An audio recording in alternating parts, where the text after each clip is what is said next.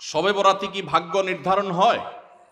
ভাগ্য নির্ধারণ এর দিন, ভাগ্য নির্ধারণের রাতে যেন আমার ভাগ্যে ভালো কিছু লেখা হয়, তার জন্য কি আমল আছে?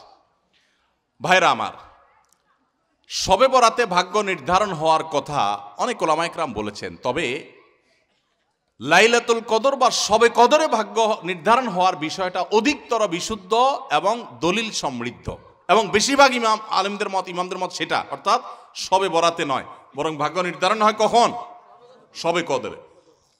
অনেক ওলামা ইকরাম সমন্বয়ের চেষ্টা করেছেন, কিন্তু বেশিরভাগ দলিল প্রমাণগুলোর দিকে তাকালে এবং বেশিরভাগ ইমামদের মত হলো, বড় বড় মুফাসসিরদের, ইমাম কুরতুবী রাহমাতুল্লাহ, বড় বড় তাফসীরবিদদের মত হলো যে মানুষের সারা বছরের ভাগ্য আল্লাহ নির্ধারণ করেন শবে কদরে।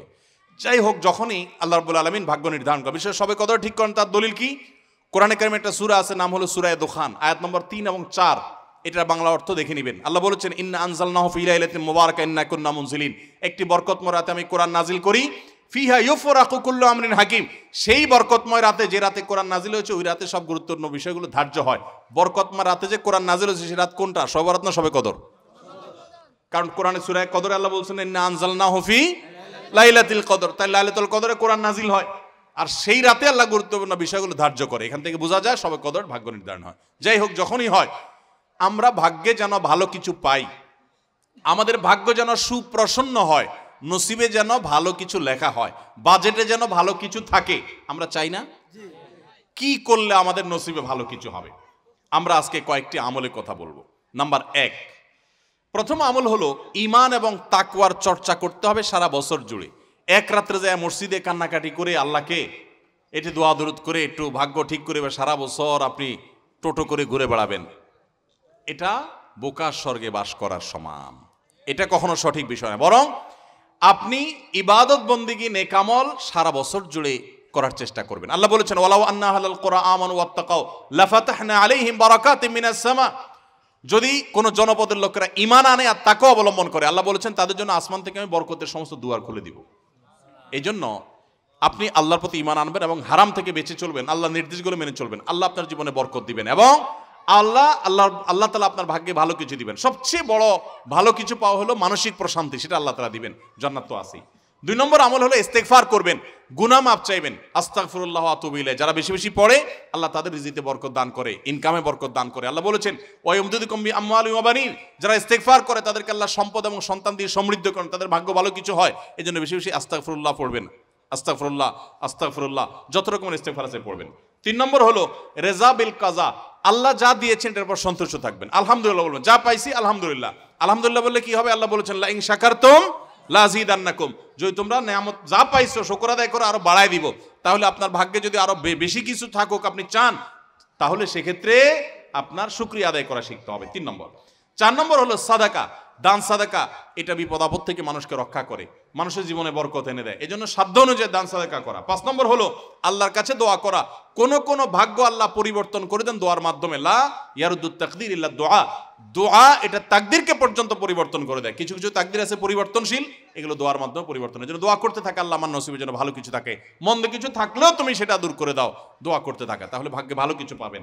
এবং 6 নম্বর হলো আত্মীয়তার বন্ধন রক্ষা করা। বুখারীর হাদিস, নবী সাল্লাল্লাহু আলাইহি ওয়াসাল্লাম বলেছেন, মান সাররাহু আইয়ুবসাতালাহু ফি রিজকিহি আও ইউনসালাহু ফি আথারিহি ফালিয়াসিল রাহিমা, যে ব্যক্তি চায় তার হায়াতে আল্লাহ বরকত দেখ, তার রুজিতে বরকত দেখ, সেজন্য আত্মীয়তার সম্পর্ক রক্ষা করে। চেষ্টা করব না ইনশাআল্লাহ।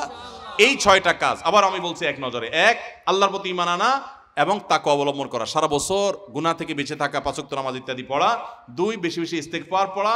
3, আল্লাহ যা দিয়েছেন এটার পর আলহামদুলিল্লাহ বলা, তার নিয়ামত বাড়বে। 4, সাদাকা করা, সাধ্য অনুযায়ী দান করা। 5, আল্লাহর কাছে দোয়া করা, তাহলে আল্লাহ ভাগ্যে ভালো কিছু দিবেন। আর 6, আত্মীয়তার বন্ধন রক্ষা করা।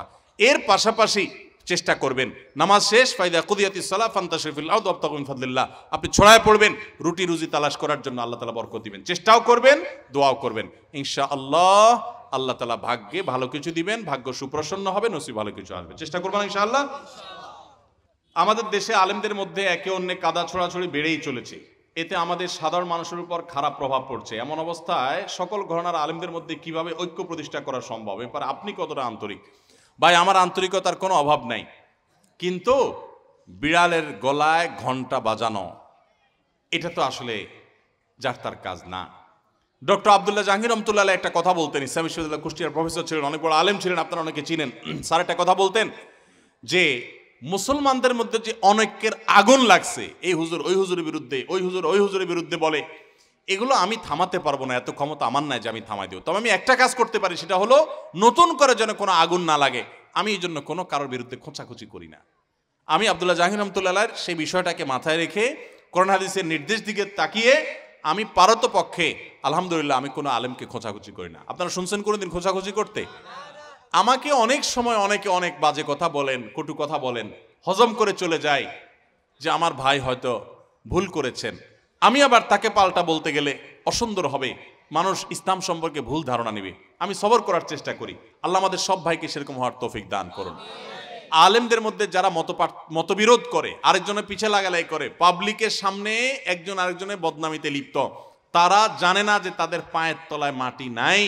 এই দেশে ইসলাম বিদ্বেষীরা ষড়যন্ত্র করে কত ভয়ঙ্কর গর্ত খুঁড়ে রেখেছে, এটা যদি তারা জানতো তাহলে এই কাদা ছড়াছড়ি বাদ দিয়া সেগুলোর বিরুদ্ধে তারা লাগতো। তারা প্রকৃত অবস্থা জানে না। যেই কোনো আলেম, যে কোনো ধার্মিক মানুষ, তিনি যদি পরস্পর দ্বন্দ্বে লিপ্ত হন তাহলে বুঝতে হবে যে বড় বড় চ্যালেঞ্জগুলো সম্পর্কে তিনি জানেন না, সেজন্য তিনি এই ছোটখাটো বিষয়গুলো নিয়ে পড়ে আসেন। আমরা নিজেদের পিছনে লেগে আসি। আজ শয়তান আমাদেরকে একজনের পিছনে আরেকজনের লাগাই দিছে। আপনারা সাধারণ মানুষ হবে, আপনাদেরকে আমি একটা অনুরোধ করতে চাই, সেটা হলো হুজুররা যদি নিজেরা লাগালাগি করে, আল্লাহর হস্তে আপনারা ওই লাগালাগি করেন না, হুজুরদেরকে আপনারা অন্তত বয়কট করবেন। যে আমরা এই সমস্ত খোঁচাখুচি করা মানুষগুলোর সাথে নাই। এবং অনেক সাধারণ মানুষ আছে এক হুজুরের ভক্ত হইয়া আরেক হুজুরের 14 গোষ্ঠী উদ্ধার করে, আছে না নেই? ফেসবুকে জেহাদ করে দেখবেন, জেহাদ, এটা হলো শয়তানের জেহাদ। যে এক হুজুরের পক্ষ হইয়া আরেক হুজুরের বিরুদ্ধে লেখা গালিগালাজ করতেছে। আপনার কে শিখাইছে? আপনার কোন হুজুর যদি আপনাকে শিখায় আরেক হুজুরের বিরুদ্ধে গালিগালাজ করো, ষড়যন্ত্র করো, তো মনে রাখবেন ওই হুজুর থেকে ইসলাম শিক্ষাই আপনার জায়েজ নাই। আপনি দিন শিখবেন সেই মানুষের কাছ থেকে যে মানুষটা অন্য মানুষকে ভালোবাসতে শিখায়। কার ভুল হতে পারে, সুন্দরভাবে পারলে বুঝান, নাহলে চুপ থাকেন। নবী সাল্লাল্লাহু আলাইহি ওয়াসাল্লাম পরিষ্কারভাবে বলেছেন যে যে ব্যক্তি আল্লাহ এবং আখিরাতের প্রতি ঈমান আনে ফালিয়াকুল খায়রান আও লিয়াসমুত, সে হয় ভালো কিছু বলবে আর নাহলে চুপ থাকবে, মুখ দিয়ে খারাপ কিছু বলবেন না। আমার অবাক লাগে অনেক হিন্দুদের আইডিতে অনেক ফেজ আমাদের ছেলেফেলেরা, মুসলমানের ছেলেফেলেরা দেখা যায় কমেন্ট করে সেখানে তাকে গালিগালাজ করে, মালাউন, এটা সেটা নানান খারাপ কথা বলে। আমাদের সাহাবীদেরকে আপনি দেখাতে পারবেন যে তারা কোনো অমুসলিমকে গালিগালাজ করতেন? অন্য ধর্মের মানুষের প্রতি সুন্দর আচরণ করবে, সে ইসলামের সৌন্দর্য বুঝতে পারবে। আল্লাহ তাআলা আমাদেরকে হেদায়েত দান করুন। তাহলে পারস্পরিক কাদা ছোড়াছড়িতে আমরা নাই, কি বলেন? আমরা নাই, আমরা কখনো করব না। এতে যা হয় হোক, দলাদলিতে আমরা নাই। আব্দুল্লাহ জাহাঙ্গীর রহমতুল্লাহ একটা সুন্দর কথা বলতেন। স্যার বলতেন, শুনেন, আমরা হুজুররা গন্ডগোল করব, এগুলো আমাদের স্বার্থের ব্যাপার। আপনি অযথা আমাদের পিছনে আইসা আমাদের স্বার্থ উদ্ধারের আপনি উসিলা হলেন, মাধ্যম হলেন, আপনার কি লাভ হলো? আপনার আমলটা কেন বরবাদ করলেন আপনি আমার জন্য আরেকজনকে গালিগালাজ করে? এই জন্য কোনো হুজুরের ভক্তি করতে গিয়া আরেক হুজুরের শত্রু হতে যাবেন, আরেক হুজুরের গালিগালাজ করতে যাবেন। এবং মুসলমানদের পরস্পর এক দল আরেক দলের গোষ্ঠী উদ্ধার করলেন, এটা উনি একপন্থী উনি আরেকপন্থী, ভাই আপনারটা আপনি প্রচার করেন, আরেকজনকে গালিগালাজ করবেন না। মনে রাখবেন তো ইনশাআল্লাহ? তাহলে ওলামাদের ঐক্য যাতে নষ্ট না হয় সেই জন্য আমরাও শান্তিপূর্ণভাবে থাকার চেষ্টা করব এবং এই জাতীয় কাজ পরিহার করব। আল্লাহ আমাদের তৌফিক দান করুন। আপনার লেখা নতুন বই তারাবির সালাতে কোরআনের বার্তা, এটা ওযু ছাড়া পড়া যাবে কিনা এবং মহিলারা মাসিক অবস্থায় পড়তে পারবে কিনা? মাশাআল্লাহ, এই বইটার কথাই প্রশ্ন আসছে। আমাদের একটা নতুন বই বেরিয়েছে।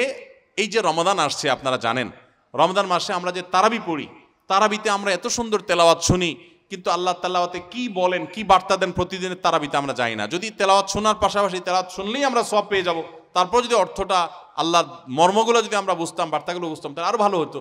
তো আমরা এই বইতে চেষ্টা করেছি প্রতিদিন যে পরিমাণ তেলাওয়াত হবে তারাবিতে, সারা দেশে প্রায় সব মসজিদে তারাবি একই নিয়মে হয় আমাদের দেশে, তো যে অংশ তেলাওয়াত হবে ওই অংশে আল্লাহ তাআলা কি কি আদেশ দিয়েছেন, কি কি নিষেধ আছে, কি কি দৃষ্টান্ত আছে, কি কি ইতিহাস আল্লাহ আলোচনা করেছেন, কি কি দোয়া আছে, কি কি শিক্ষা আছে, সেগুলোকে আমরা 4-5 পৃষ্ঠার মধ্যে সামারি করে দিয়েছি।